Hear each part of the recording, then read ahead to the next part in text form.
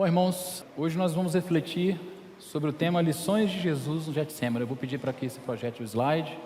É uma passagem muito conhecida, acredito que todos aqui já ouviram, já leram essa passagem, já viram pregações acerca desse tema.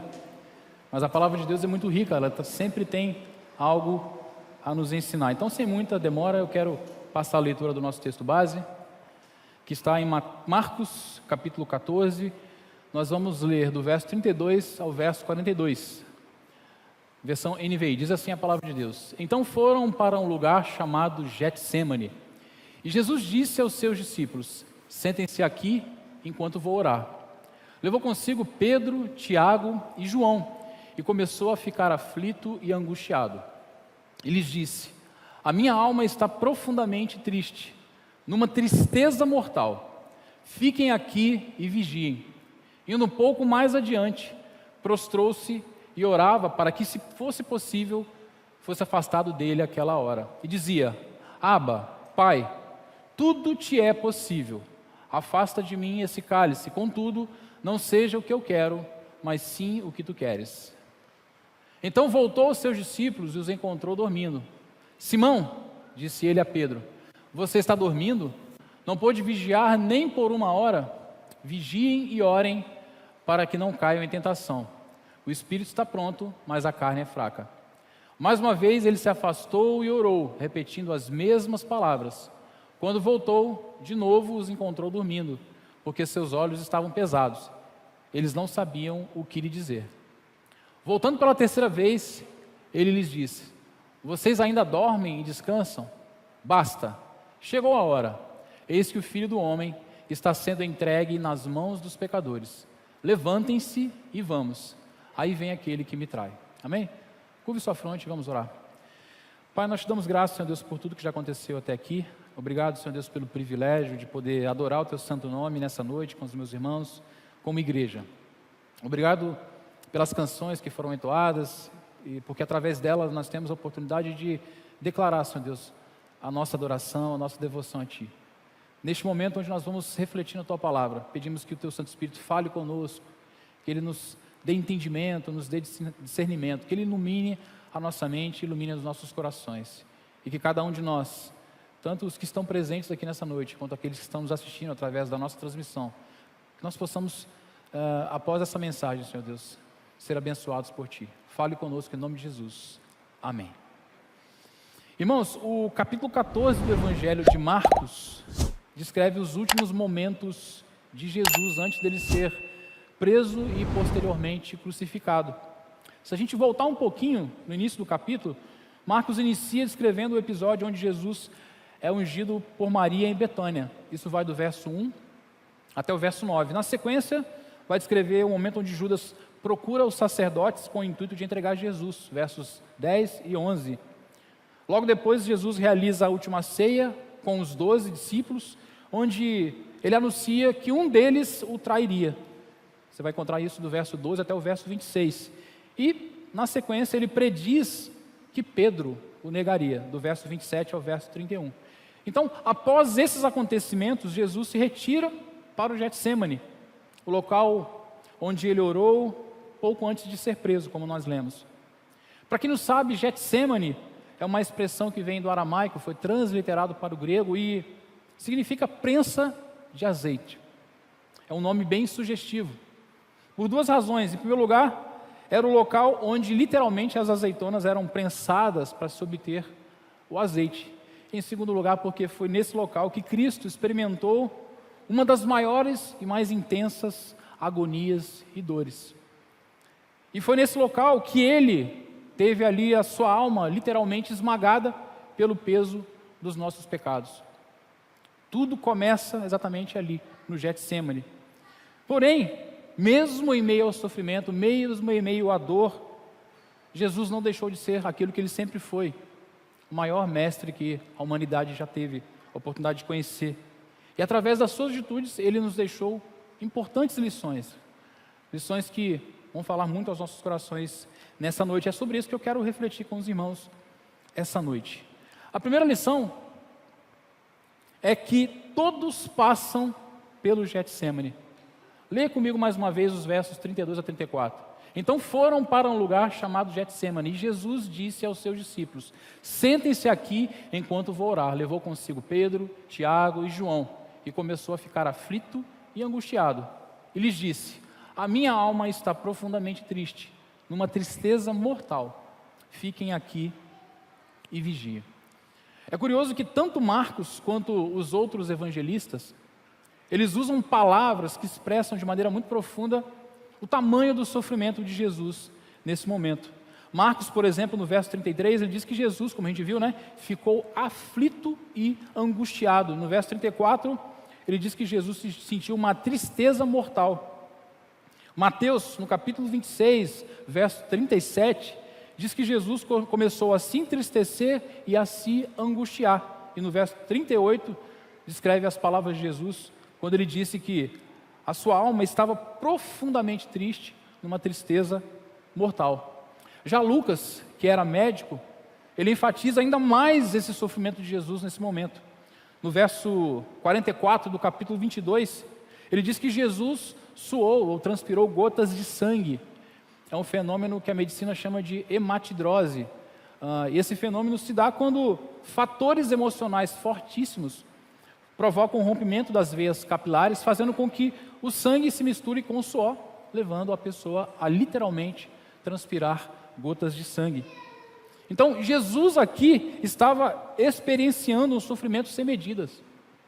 Ele estava literalmente sendo prensado. E o fato dele ser o Filho de Deus não o livrou do sofrimento, porque havia um propósito para o sofrimento que ele estava experimentando ali. E o que nós aprendemos aqui é que se Jesus passou pelo Getsêmani, nós também passaremos. E ele mesmo deixou isso claro muitas vezes, em muitas ocasiões. Nos evangelhos nós vamos encontrar vários momentos onde Jesus ensinando, ele falava sobre isso. Mas eu cito aqui alguns exemplos. João 16, 33, nós temos as palavras muito conhecidas de Jesus, onde ele diz: neste mundo vocês terão aflições. Então, se tem uma certeza que nós podemos ter, é que nós vamos passar por aflições, por problemas. Lucas 6,40, ele diz: o discípulo não está acima do seu mestre, mas todo aquele que for bem preparado será como o seu mestre. Ou seja, passaremos por tribulações, passaremos por sofrimentos. O pastor Hernandes Dias Lopes, em um dos seus comentários bíblicos, ele tem uma frase que eu acho muito interessante, e que resume bem isso que nós estamos falando, e que vai de encontro ao pensamento equivocado de alguns sobre o que é a vida cristã. Diz o seguinte: vida cristã não é uma colônia de férias, não é um parque de diversões, não é uma estufa espiritual, nem mesmo uma redoma de vidro. Não existe essa ideia de estar blindado espiritualmente, imune aos ataques sutis e às vezes intensos do inimigo. Vida cristã é luta, vida cristã é guerra, é batalha sem pausa e sem trégua. Nessa luta não existe campo neutro, ou você é um guerreiro, ou você é uma vítima. Ou seja, se somos discípulos de Cristo, não somos maiores do que o nosso Senhor. Por isso temos que estar conscientes que também passaremos por dificuldades. Temos que estar conscientes que também passaremos pelo Getsêmani em nossas vidas. Às vezes em mais de um momento. Temos que estar conscientes que, assim como havia um propósito no sofrimento de Cristo, há um propósito para cada momento de sofrimento em nossas vidas. E talvez nessa noite você me pergunte: mas pastor Ricardo, qual é o propósito do meu sofrimento? Eu não sei, irmão. Muitas vezes eu me pergunto o propósito do meu, daquilo que eu estou passando. Mas tem uma primeira lição que Deus quer que você saia daqui nessa noite, aprendendo exatamente isso. Todos passam pelo Getsêmani em suas vidas. E esse Getsêmani tem um propósito que muitas vezes, quando você está passando, você não entende, mas lá na frente você vai entender. Por isso é importante acalmar o nosso coração. É importante, assim como Jesus fez, confiar que a vontade dele, a vontade do Pai é boa, perfeita e agradável. A segunda lição que Jesus nos ensina aqui é que no Getsêmani nós precisamos de amigos. O verso 33 diz o seguinte: levou consigo Pedro, Tiago e João e começou a ficar aflito e angustiado. Então Marcos escreve no verso 26 que após a ceia eles cantaram um hino e foram os 12, todos eles, para o Monte das Oliveiras. O Getsêmani, ele ficava no pé do Monte das Oliveiras, então eles foram para lá. Só que quando eles chegam lá, apesar de Jesus ter ido com os 12, ele separa os 3 mais próximos: Pedro, Tiago e João, conforme descreve o verso 33. Eles, por alguma razão, eram mais íntimos do que os outros 12. Só para vocês terem uma ideia, Marcos 5, 37, 43, registra a narrativa da cura da filha de Jairo. Cura essa que só os 3 presenciaram. Jesus chamou só os 3, para esse momento. Marcos 9, do verso 2 a 8, vai descrever o momento da transfiguração de Jesus, momento onde só os 3 também estavam presentes. Então, havia algo diferente de Jesus com relação aos 3. E por mais que eles não pudessem ajudar de fato, eles estavam ali. Eles foram convidados por Jesus para estar com eles. Isso é um momento de dor de Cristo, um momento que ele estava passando de muita dificuldade. Então Jesus chama eles para estar com eles presente naquele momento. E ali no Getsêmani, Jesus abre o seu coração somente para eles. O verso 34 diz que Jesus disse: a minha alma está profundamente angustiada, profundamente triste. No Getsêmani, Jesus mostrou para eles toda a sua humanidade. O mesmo Jesus que em outros momentos ressuscitou pessoas, curou cegos, fez paralíticos andar, fez milagres maravilhosos, acalmou a tempestade, fez a multiplicação dos pães e dos peixes. O mesmo Jesus aqui se mostra um Jesus humano. Jesus literalmente se desnuda na presença deles, mostra o que ele estava sentindo, porque confiava neles, porque eles eram amigos. Ou seja, Jesus não se isolou, Jesus buscou comunhão com pessoas amadas, com pessoas de confiança. Eu tenho um amigo que, por coincidência, o pastor Marcos, ele sempre diz que o reino de Deus é um reino de amigos. Isso é uma grande verdade. O reino de Deus é um reino de amigos. E nós temos que aproveitar disso, aproveitar dos amigos que Deus coloca em nossas vidas. Muitos, em meio ao sofrimento, têm uma atitude contrária a isso. Se afastam dos amigos, se afastam da igreja, se afastam das pessoas, se isolam completamente. Mas não foi isso que Jesus nos ensinou aqui. Ele nos ensina exatamente que havia um grupo mais chegado, e ele chama esse grupo para estar com eles. Isso me leva a pensar: se ele, que é filho de Deus, não andou só, por que nós andaríamos? Se ele, que é filho de Deus, pediu ajuda, por que nós não pediríamos? Se ele, que é filho de Deus, escolheu para quem ele iria se abrir, por que nós agiríamos diferente? E por que eu digo isso? Porque é fato que nós não podemos se abrir para qualquer um, mas para amigos. Jesus tinha 12, tinha uma multidão que o acompanhava, mas tinha 3 que eram do seu convívio mais íntimo. Jesus escolheu esses 3 para estar mais próximos dele. Então, meu irmão, se você está passando por alguma dificuldade nessa noite, se você está passando por algum Getsêmani, não passe por isso sozinho. Procure amigos, procure pessoas para quem você possa se abrir, desnudar seu coração, falar, chorar, orar junto. Talvez você pense assim: mas para que eu vou fazer isso? Eles não vão resolver o meu problema. Sim, assim como Pedro, Tiago e João não resolveriam o problema de Jesus, e Jesus sabia disso. Mas mesmo assim, Jesus os chama para estar com eles naquele momento. A questão não é resolver ou não resolver o problema, mas é não passar por aquilo sozinho, porque o reino de Deus é um reino de amigos. E a terceira lição que Jesus nos ensina aqui é que no Getsêmani nós precisamos orar. O verso 35 vai dizer o seguinte: indo um pouco mais adiante, prostrou-se e orava para que, se possível, fosse afastada dele aquela hora. O verso 39, mais uma vez ele se afastou e orou, repetindo as mesmas palavras. Jesus sai da última ceia com um propósito claro de orar. O verso 32 deixa isso muito visível para nós, Como Deus, ele tinha consciência de todos os momentos de dor e de sofrimento, de amargura que ele iria experimentar a partir dali. E ele sabia que a única forma de resistir a tudo que viria seria através da oração. E através da oração, Jesus também nos ensina muitas coisas. A oração que ele faz aqui é cheia de ensinos, cheia de exemplos, cheia de aprendizados. Em primeiro lugar, ele busca o Pai. O verso 36, a parte A, diz que ele inicia a oração dizendo: Abba, Pai. Abba, Pai. A expressão Abba, né, a palavra Abba, é uma expressão que no original ela tem um sentido de intimidade. Não era uma expressão usada entre os judeus quando eles iam se dirigir ao Pai. Era uma expressão que Jesus usou ali, que muito provavelmente para os discípulos foi uma novidade, porque apontava para uma intimidade muito grande, e eles não se referiam a Deus dessa maneira. Alguns comentaristas vão dizer que Abba tem um sentido até de paizinho ou de papai, uma forma de se referir ao Pai até de maneira quase infantil. E Jesus chama o seu Pai, Deus Pai, de Abba. Abba, Pai. Ou seja, mesmo em meio à dor, mesmo em meio ao sofrimento, Deus ainda era e é o seu Pai.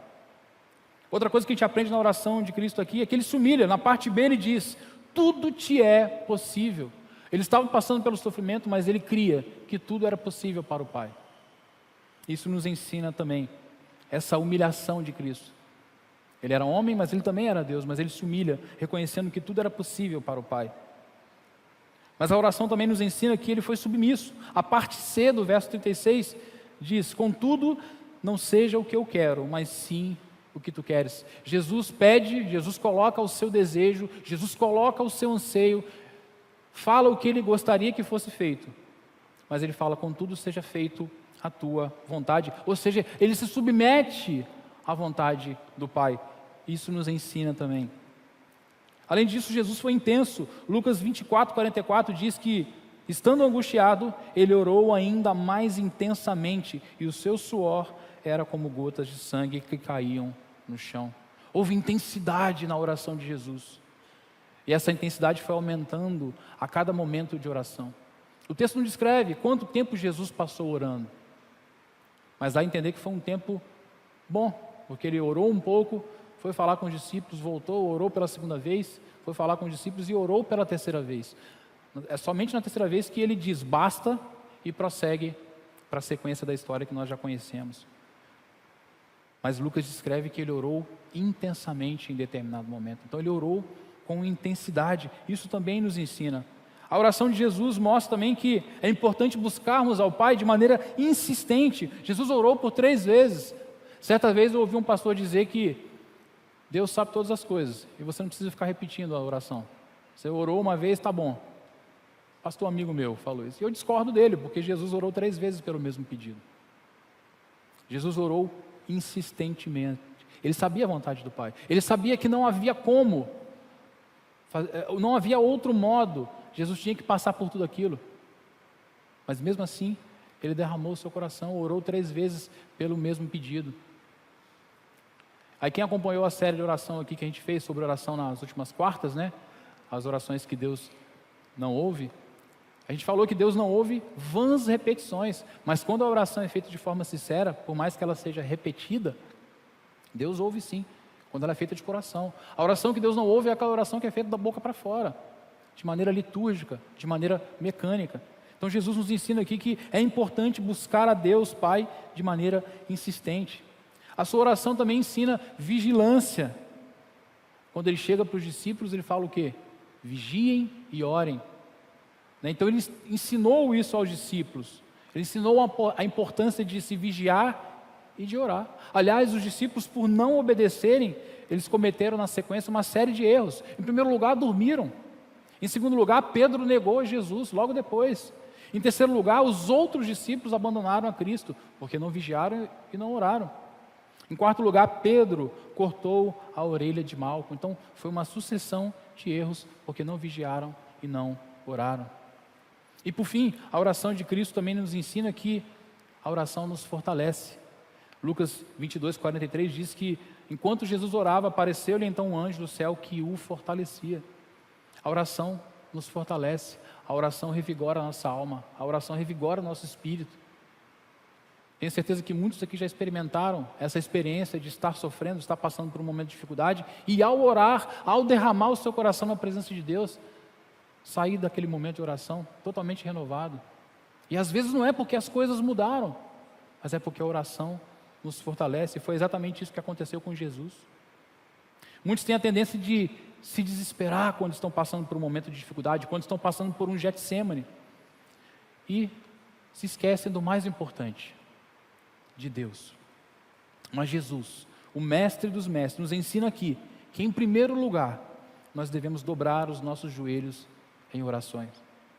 Jesus nos ensina que quando estamos sofrendo, devemos buscar ao Pai. Ele buscou ao Pai. Jesus nos ensina aqui que devemos nos humilhar. Ele se humilhou, ele reconheceu que o Pai poderia fazer qualquer coisa. Jesus nos ensina que devemos ser submissos. Ele submeteu a vontade dele à vontade do Pai. Contudo, seja feita a tua vontade, não a minha.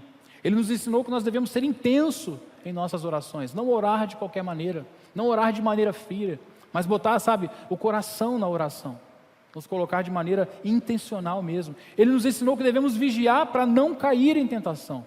Essa vigilância deve ser constante em nossas vidas. E ele também nos mostra que nós devemos sempre lembrar que através da oração, Deus nos fortalece. E a pergunta que fica para nós aqui, será que nós temos feito isso? Será que nós temos agido dessa maneira? Quando passamos por um problema, quando passamos por um Getsêmani, será que temos buscado ao Pai em oração? Será que temos nos humilhado na presença dEle? Será que Deus continua sendo nosso Pai quando estamos vivendo um problema? Porque é muito fácil falar que Deus é Pai, é muito fácil cantar, adorar, cantar canções, quando está tudo bem. Agora, difícil é fazer isso quando as coisas estão indo de mal a pior. E Jesus nos ensina isso também. Será que nós temos agido assim, meu irmão? Quem é meu aluno aqui na sala do EBD sabe que eu costumo fazer essas perguntas. Não é para você responder para mim, nem para o irmão do seu lado, não, tá? Eu não sou desse tipo de pregador que fala para o irmão que está do seu lado aí, não. Mas é uma pergunta retórica, uma pergunta que tem a intenção de te levar a refletir. Como que está a sua vida? Como que está a nossa vida nesse sentido? Quando nós passamos pelos Getsêmanes da vida. E por fim, a quarta lição que Jesus nos ensina aqui é que o Getsemane não pode nos parar. Leia aqui comigo o verso 41, 42, que diz: voltando pela terceira vez, ele lhes disse: vocês ainda dormem e descansam? Basta, chegou a hora. Eis que o Filho do Homem está sendo entregue nas mãos dos pecadores. Levantem-se e vamos. Aí vem aquele que me trai. Jesus Cristo tinha um senso de missão tão profundo que ele não deixou a tristeza e a dor o parar. Em Eclesiastes capítulo 3, verso 1, Salomão sabiamente escreveu que há tempo para todo propósito debaixo do céu. E Jesus, como grande mestre que era, ele sabia que tem tempo de oração, como nós vimos no ponto anterior, mas tem um momento de agir. Alguns fazem até a brincadeira com a palavra oração, né? Oração. Orar e agir. Então há um tempo de orar, mas há um tempo de ação.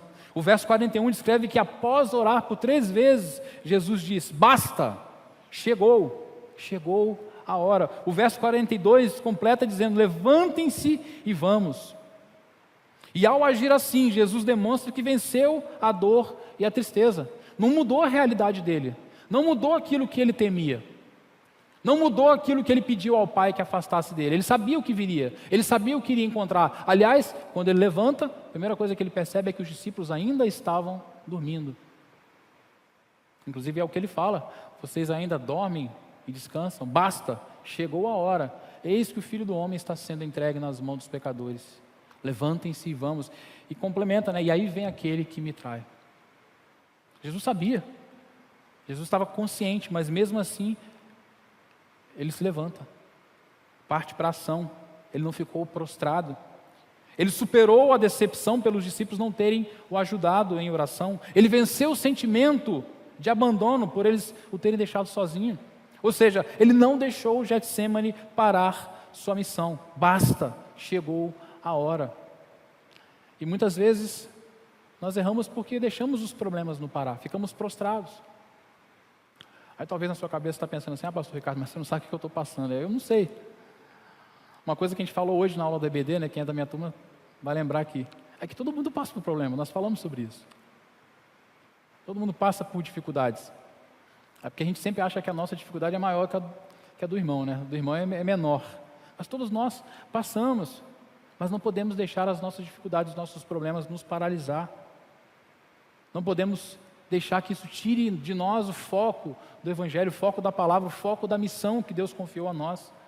Não podemos deixar que esses problemas, essas situações nos paralisem. Há tempo para todo propósito debaixo do céu. Tempo de chorar, tempo de ficar triste, tempo de orar, tempo de ser fortalecido e tempo de se levantar e continuar a caminhada. Tem momentos que a gente, após orar, temos que dizer basta. Temos que levantar e continuar, olhando para frente. E é isso que Jesus Cristo nos ensina aqui. Ele não fez isso só de maneira teórica, Ele fez isso de maneira prática. Se você ler a sequência do capítulo 14 de Marcos, depois do capítulo 15, você vai ver que o que acontece aqui é que Jesus é preso, aí acontece tudo, Pedro nega ele, os discípulos o abandonam, ele é açoitado, depois ele é crucificado. É o processo. Ele sabia, ele não estava inocente, mas mesmo assim ele levanta e encara tudo de peito aberto. É isso que acontece aqui. Na sequência, eu até coloquei, ele é traído por Judas, preso, negado por Pedro, abandonado pelos discípulos e crucificado. E ele sabia de tudo isso, sabia que tudo isso estava por vir. Então, nós não somos maiores do que o nosso Senhor. Devemos procurar agir como Ele. Ele não permitiu que o Getsêmani o parasse. Então, se você está passando por algum problema, por alguma dificuldade, algo que você de repente chamaria, estou passando por um Getsêmani, por um momento de Getsêmani, saiba que Deus não quer que você pare. Deus quer que você continue. Deus está falando com você nessa noite exatamente isso. E para concluir, uma coisa que a gente observa é que Cristo entrou profundamente angustiado no Getsêmani, mas ele saiu de lá totalmente renovado pelo Pai. Isso fica muito claro na leitura do texto. Ele saiu de lá fortalecido, ele saiu de lá vitorioso, e por conta disso, ele teve condições de enfrentar tudo que veio na sequência. Por conta disso, ele teve condições de obedecer ao Pai e de suportar todas as mazelas que viriam com a cruz. Nós temos que fazer o mesmo, mas para que isso aconteça, devemos ter consciência, em primeiro lugar, de que todos nós passamos por problemas e por dificuldades, e às vezes a gente entra numa de que aquela síndrome do coitadinho, não, todo mundo passa, e eu não estou desmerecendo o seu sofrimento que talvez você esteja passando nessa noite.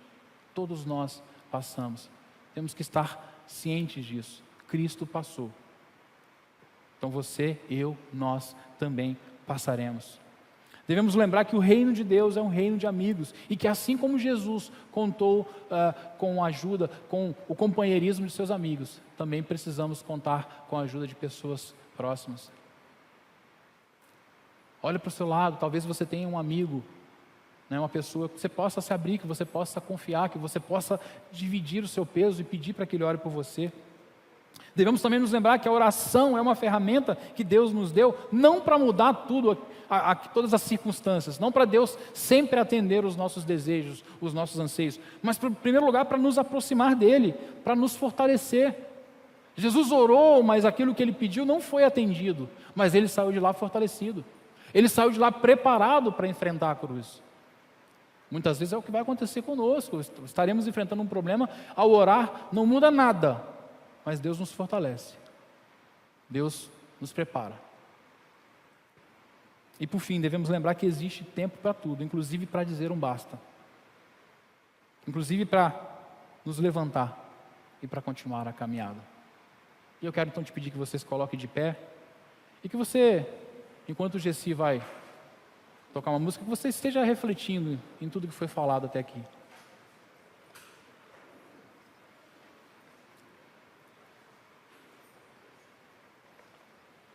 Talvez você chegou aqui nessa noite, primeiro domingo de março, como o Gessi disse, abrindo o culto, na abertura. Você chegou aqui nessa noite com alguma situação, com algum problema, com um Getsêmani na sua vida. Nós cantamos, no momento de ofertório, há momentos em que na vida pensamos em olhar para trás. É preciso pedir ajuda para poder continuar. E clamamos o nome de Jesus, e clamamos o nome de Jesus. E talvez você cantou essa canção com seu coração na boca. Talvez você cantou isso, fazendo dessa canção a sua oração, não sei. Mas Deus quer que você saia daqui nessa noite, sabendo que há um propósito para tudo que acontece nas nossas vidas. O meu Deus é maior que os meus problemas, eu não temerei. Com Jesus eu vou além, ainda que a figueira não floresça e não haja frutos na videira. Eu não temerei não, pois sei que para além das nuvens o sol não deixou de brilhar, só porque a terra escureceu. A minha vida está em Deus, eu sei que tudo posso em Deus. É Ele quem me fortalece, eu vou seguir com fé. Com meu Deus eu vou para a rocha mais alta que eu sei pra onde vou, como águia vou, nas alturas sou filho de Deus. Talvez ao ouvir o refrão dessa canção você pensou assim: tá, eu entendi, eu quero seguir com fé, eu quero voar como águia, mas eu não consigo. Eu quero orar por você nessa noite, eu quero te convidar a sair do seu lugar. Se você sente que Deus está falando com você, saia do seu lugar, vem aqui à frente, para que nós possamos orar por você.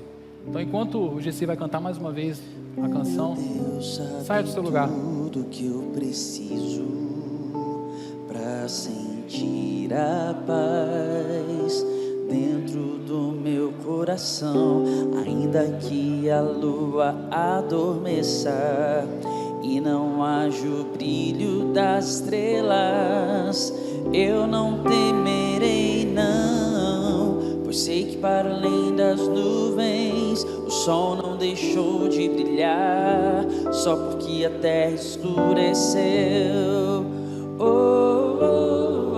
A minha vida está em Deus, eu sei que tudo posso em Deus. É Ele quem me fortalece, eu vou seguir com fé. Com meu Deus eu vou para a rocha mais alta que eu sei pra onde vou, como águia vou, nas alturas sou filho de Deus. Eu vou pedir para o GC repetir mais uma vez só o refrão, e você vai ter a oportunidade, se você ainda não saiu do seu lugar, por alguma razão, eu quero te insistir para que você venha aqui à frente, para que nós possamos orar por você. Eu vou seguir com fé, com meu Deus eu vou para a rocha mais alta que eu sei pra onde vou, como águia vou, nas alturas sou filho de vou seguir, eu vou seguir com fé, com meu Deus eu vou para a rocha mais alta que